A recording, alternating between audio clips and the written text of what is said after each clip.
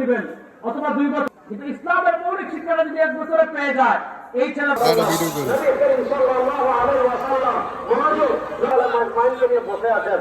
হযরত আব্দুল্লাহ বিন মাসউদ রাদিয়াল্লাহু আনহু বুখারীতে এনেছেন, ইমাম বুখারী কবর রাহিমাহুল্লাহ হাত্তা হাত্তান ওয়া রিদওয়ানুল্লাহ ওয়াল মাজমাইনকে নিয়ে বসেছেন। আপনি বলেছেন আমার মুস্তাকিম, এই সোজা পথে হলো জান্নাতের পথ। এই সোজা পথে কিসের পথ?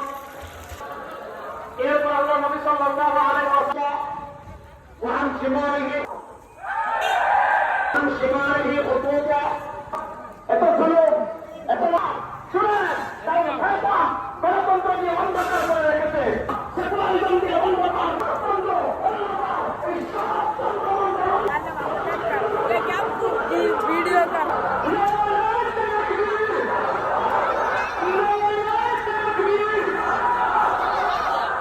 আমাদের চাপিয়ে দেওয়ার চেষ্টা করছে।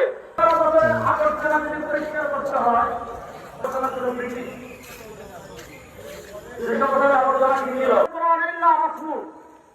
মানুষের 90% যারা স্কুলে করছে নাজারায় আসে নাই, তারা জিজ্ঞাসা করবেন বাবা তুমি দাঁড়াও, মোরাজের উঠে চড়ছে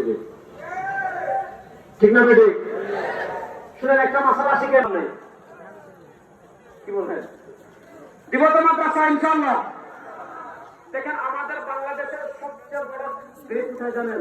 এই যে আগামী মাসে বাজেট দিবে, ভালো করে শুনেন, আগামী মাসে বাজেট দিলে আমাদের বাংলাদেশের সবচেয়ে বড় ব্যয় খাত কোনটা? সামরিক খাত, আর্মি, পুলিশ, বিজিবি।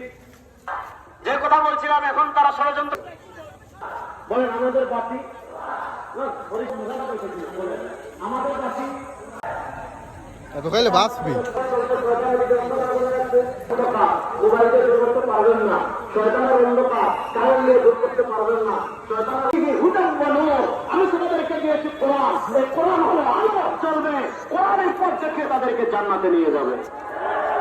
আমাদের দেশে এত খুন,